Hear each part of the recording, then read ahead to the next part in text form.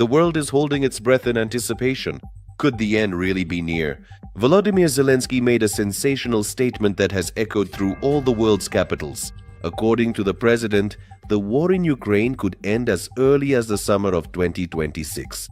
But don't celebrate just yet. This scenario comes with strict conditions, and if they aren't met, this chance could turn into yet another round of endless bloodshed.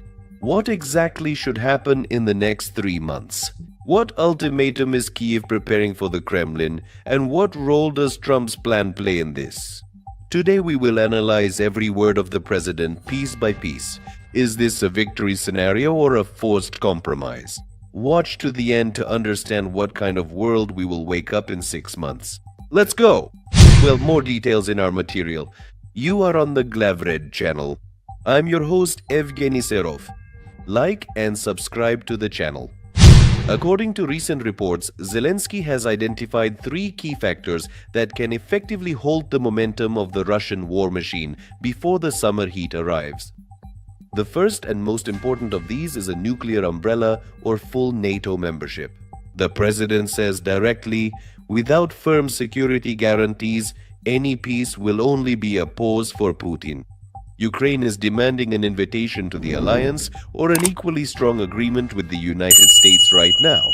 The second is technological superiority. This means large-scale deliveries of long-range missiles and air defense systems, which should finally close the skies and destroy the enemy's logistics in Crimea and Donbass. The third is Western unity around the peace formula. Zelenskyy emphasizes, if a second peace summit is organized by May 26th with the participation of all key players, including the Global South, Russia will find itself in complete international isolation.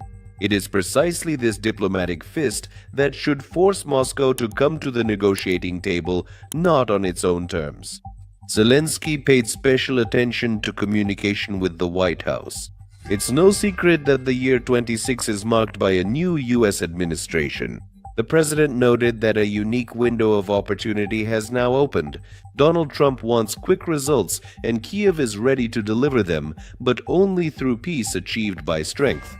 Zelenskyy confirmed that Ukraine is ready to discuss economic aspects, from joint resource extraction to the participation of American businesses in reconstruction. This is exactly the kind of strategic business approach that should provide the motivation for Washington to give Ukraine all the resources it requires to end the war by June. The president is giving the allies an ultimatum. Either you provide us with the necessary weapons to win immediately, or you will be paying for a protracted war for many decades to come. Why specifically the summer? Military analysts cited by the media point to the depletion of reserves on both sides. By May or June, the Russian offensive potential that we are currently seeing in the Pokrovsk and Kurakov directions will inevitably decline due to colossal losses. Zelenskyy understands, if by that time the Ukrainian armed forces receive a sufficient number of drones and fresh brigades trained in the West, the situation at the front could change dramatically. This is not about frontal assaults, but about creating conditions in which holding the occupied territories will become impossible for Russia. The goal is to force the Kremlin into a gesture of goodwill by destroying their economy and army. The summer deadline is the moment when Putin will have to choose either the collapse of the regime or the withdrawal of troops. To help accelerate a diplomatic resolution, a specific scenario is currently being considered in which Ukrainian representatives would visit Moscow directly for face-to-face talks with President Putin.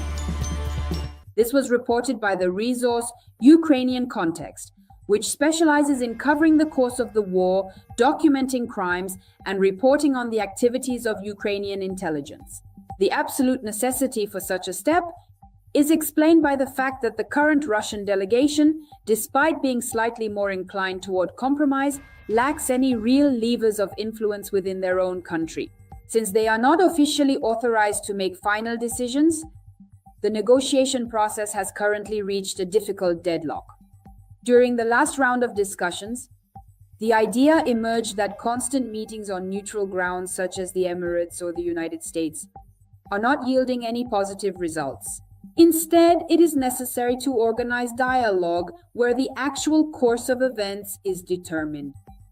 Jared Kushner, who served as Donald Trump's son-in-law and former senior advisor to the White House, along with Stephen Witkoff, the U.S. Special Envoy and one of Trump's closest personal friends, are ready to act as a kind of guarantors of security. It is expected that their plane will land in Warsaw, pick up representatives from the Ukrainian side, and deliver them to Vnukovo Airport.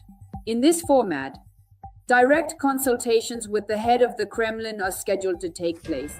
However, the critical issue remains the presence of the head of the presidential office, Kirilo Budanov, in the delegation. The situation is further complicated by the fact that the Russian side back in December 2023 declared him wanted and issued an arrest warrant in absentia. The Investigative Committee of Russia has also officially brought charges in absentia against representatives of Ukraine's top military leadership, including Kirilo Budanov himself, for their alleged involvement in drone attacks targeting civilian infrastructure sites within Russia. Another insider Telegram channel, General SVR, noted that the head of the Russian Foreign Ministry, Sergei Lavrov, with his recent comments, is essentially supporting information about the negotiation process between Kiev and Moscow, naturally with the involvement of Washington. According to the channel, the goal of these contacts is to finalize peace agreements and end the hostilities. The so-called spirit of anchorage, which the Russians constantly refer to, embodies the first draft of the agreements that was approved by the Kremlin and preliminarily supported by Donald Trump. However, later the American president made amendments that changed the document to the detriment of Russia's initial demands. Sergei Lavrov's current reflections on this matter carry no real weight, as he is deprived of the ability to influence the final outcome. The situation for Russia is critical. The lack of a swift peace is pushing the country toward a large-scale economic crisis. Although this is unlikely to cause the disintegration of the state or a regime change, a sharp decline in living standards and widespread impoverishment of citizens will become an inevitable consequence, insiders of the channel note. Thus, negotiations between Ukraine, the US, and Russia regarding the end of the war are ongoing, and at present, none of the parties is showing any intention of withdrawing from the negotiation process.